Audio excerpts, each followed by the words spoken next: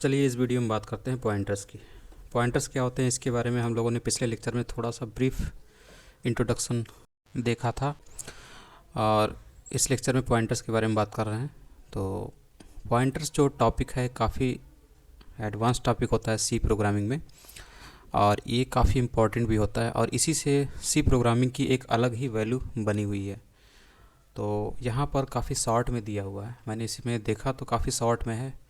तो फ़िलहाल इतना शॉर्ट में जो दिया हुआ है इसी में इसको समझने की कोशिश करते हैं। अगर इसमें लगेगा कि थोड़ा सा और होना चाहिए और एक दो और लेक्चर इस पे होने चाहिए तो मैं कोशिश करूँगा एक दो और लेक्चर इसमें ऐड करने की।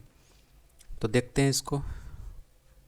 तो पॉइंटर्स क्या होते हैं, कैसे क्रिएट करते हैं। तो पॉइंटर मतलब होता है कि किसी वेरिएबल का मेमोरी एड्रेस जब गेट करते हैं, जिसके लिए हम लोग रेफरेंस ऑपरेटर या एड्रेस ऑफ ऑपरेटर का इस्तेमाल करते हैं। इसको एम्परसैंड भी बोल सकते हैं।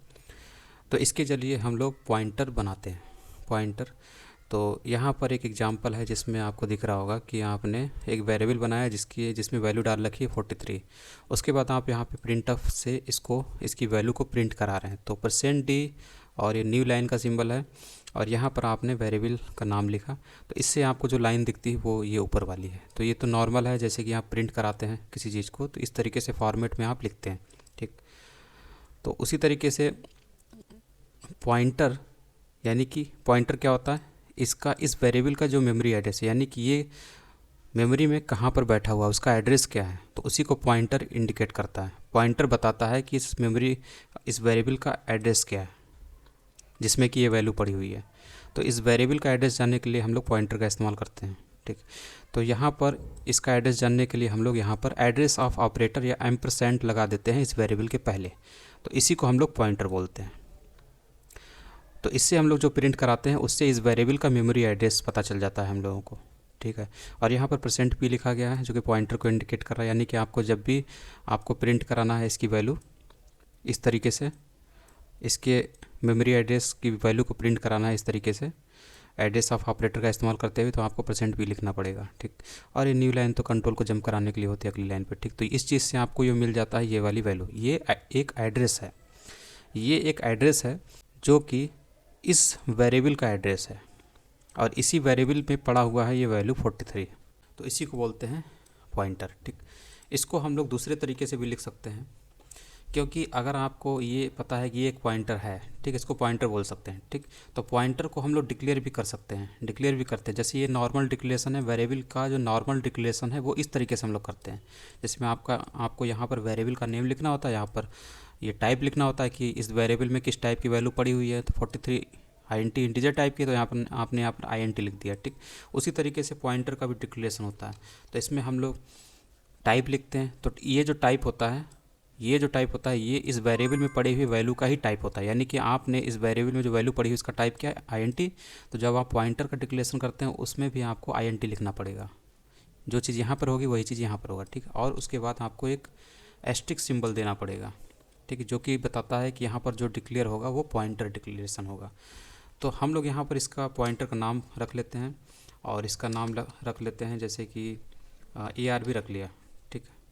और इसको इक्वल कर देते हैं इसकी वैल्यू के, ठीक। यहाँ से कट कर लेते हैं और यहाँ पर उठा कर रख देते हैं, ठीक।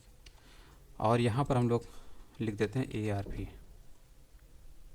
तो इस तरीके से अब ये जो है इसको थोड़ा सा इस तरीके से कर देते हैं। ये एक प्योर पॉइंटर वेरिएबल हो गया। इसके बाद हम लोग एक काम करते हैं, इसको भी प्रिंट करा लेते हैं, ठीक है।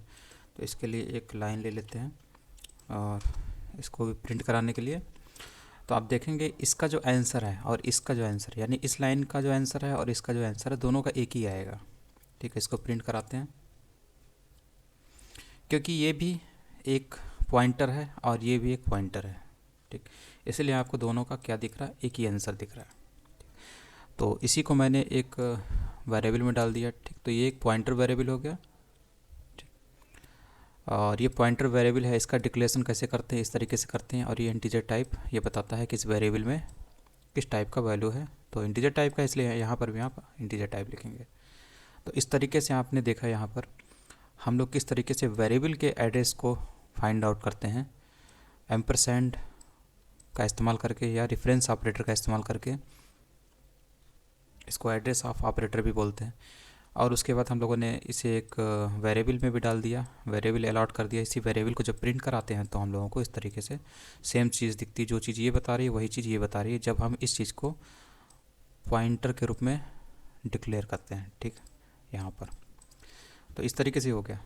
अब इसके बाद एक आता है कि अगर आपको इससे तो आपको एड्रेस पता चल जाता है कि इस वेरिएबल का जो मेमोरी एड्रेस है वो आपको पता चल जा रहा है। ठीक, आपको दिख रहा होगा इसके ज़रिए या इसके ज़रिए हम लोगों को यहाँ पर मिल जा रहा है। ठीक, लेकिन अगर आप इस वेरिएबल में पड़ी हुई वैल्यू को पता करना चाहते हैं जिसको कि पॉइंटर पॉइंट कर रहा होता है, ठीक है, तो कैसे पॉइंटर के जरिए कैसे हम लोग इस वेरिएबल में पड़ी हुई वैल्यू को पता कर सकते हैं। यानी कि एड्रेस हमें पता है, वेरिएबल का एड्रेस पता है, तो इस एड्रेस के जरिए हम इस वेरिएबल में क्या वैल्यू पड़ी हुई है उसको कैसे पता करते हैं।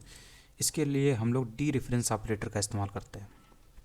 ये जो चीज़ है जो यहाँ पे लिखा गया है, यहाँ पर तो पॉइंटर वेरिएबल को डिक्लेयर करने में इस्तेमाल किया गया है, यानी कि रेफरेंस पता करने के लिए हम लोग इसके ज़रिए इसको पॉइंटर वेरिएबल बनाया गया है। ठीक है, तो रेफरेंस ऑपरेटर के रूप में हम लोग यहाँ पर इसका इस्तेमाल कर रहे हैं। लेकिन इसी को हम डी रेफरेंस ऑपरेटर के रूप में इस्तेमाल कर सकते हैं। जैसे कि अगर हम लोगों ने ये लिखा इस लाइन को और यहाँ पर हम लोग हटा के यहाँ पर इस्तेमाल कर लेते हैं ये आर भी, और इसके पहले अगर हम लोगों ने स्टार लगा दिया तो इसका मतलब होता है कि ये जो पॉइंटर वेरिएबल है, ठीक, जो कि एक वैल्यू को पॉइंट कर रहा होता है, ठीक है, उसको ये बता देता है। अगर हम लोगों ने इस तरीके से लिखा है, क्योंकि यहाँ पर ये डी रेफरेंस ऑपरेटर के रूप में इस्तेमाल हुआ है, इसका मतलब है कि ये पॉइंटर वेरिएबल जिस वैल्यू को इंडिकेट कर रहा होता है वो वैल्यू आपको मिल जाती है। यानी कि माई एज में जो वैल्यू पड़ी हुई है 43 वो आपको मिलेगी। अब चूँकि इससे आपको जो वैल्यू मिलेगी वो इंटीजर टाइप की यानी 43 ही मिलेगी, ठीक है, जो कि इस वेरिएबल में पड़ी हुई है। तो यहाँ पर भी आपको इसका इस फॉर्मेट स्पेसिफायर बदलना पड़ेगा। ठीक है, ये हो गया। अब इसको रन कराते हैं तो आपको इससे क्या मिलेगा, 43 मिलेगा। ठीक, देखिए मिला 43। तो इस तरीके से ये होता है।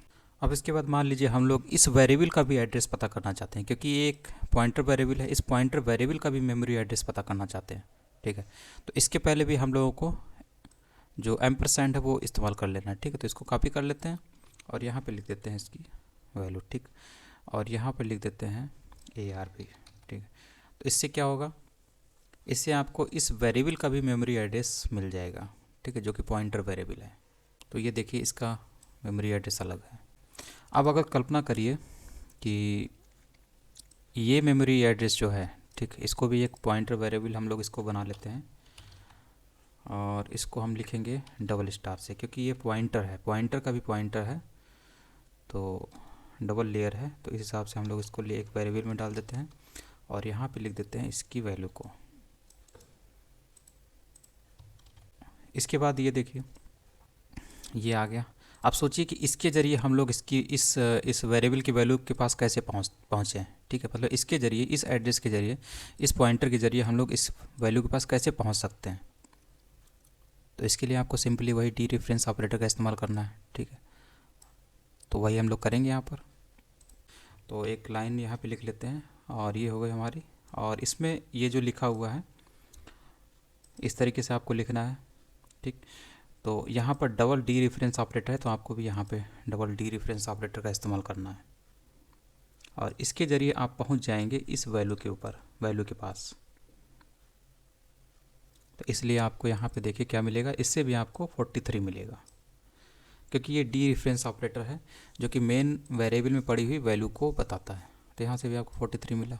ठीक, उसी तरीके से एक और वेरिएबल ले लेते हैं। ठीक, इसको कॉपी कर लेते हैं और यहाँ पर पेस्ट कर देते हैं। यहाँ पे ले लेते हैं थर्ड लेयर ले लेते हैं और यहाँ पर ले लेते हैं SIN। ठीक, ये हो गया आपका और यहाँ पर हो जाएगा आपका KEVM। ठीक, यानी कि इसका जो एड्रेस है, इस पॉइंटर वेरिएबल का भी जो एड्रेस है, और इस कुंभ पॉइंटर वेरिएबल के एड्रेस को हम लोग नए पॉइंटर वेरिएबल में स्टोर कर लेते हैं।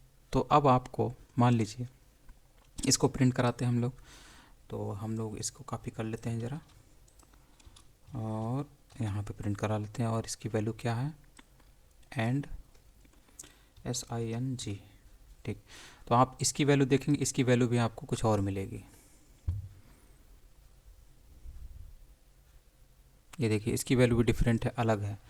अब आपको इस पॉइंटर वेरिएबल के ज़रिए इस वैल्यू तक पहुंचना है। तो आप कैसे कर सकते हैं? इसके लिए आपको सिंपली आप इसको कॉपी कर लीजिए, पेस्ट कर दीजिए और यहाँ पर आपको लिखना है के यू एम की जगह पर लिखना है एस आई एन जी, ठीक। क्योंकि इस pointer S I N G नाम के पॉइंटर वेरिएबल के ज़रिए आपको पहुँचना है मेन वेरिएबल की वैल्यू के ऊपर, ठीक। यहाँ पर लिख लेते हैं और यहाँ पर 3 जो है डी रिफरेंसिंग ऑपरेटर का इस्तेमाल करते हैं तब ये मिल जाता है, ठीक है। इसको करेंगे प्रिंट तो आपको ये 43 मिलेगा इस लाइन से। तो ये देखिए 43 मिला। तो इस तरीके से आप पॉइंटर का इस्तेमाल कर सकते हैं।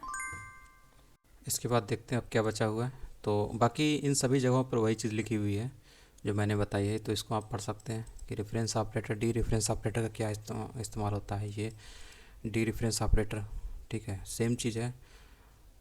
रेफरेंस ऑपरेटर में एम्परसेंड इस्तेमाल करते हैं, डी रेफरेंस ऑपरेटर में हम लोग एस्ट्रिक सिंबल का इस्तेमाल करते हैं, ठीक। डी रेफरेंसिंग का मतलब है जो मेन वेरिएबल है उसमें जो वैल्यू पड़ी हुई डेटा वैल्यू उसको इंडिकेट करता है ये।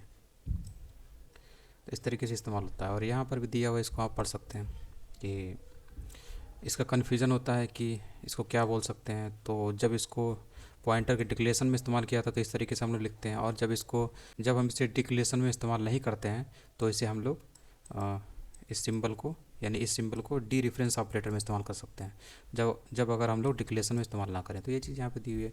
और डिक्लेयर करने का तरीका यहाँ पर ये भी दिया हुआ है कि इस तरीके से आप डिक्लेयर कर सकते हैं, और नहीं तो आप इस तरीके से भी कर सकते हैं।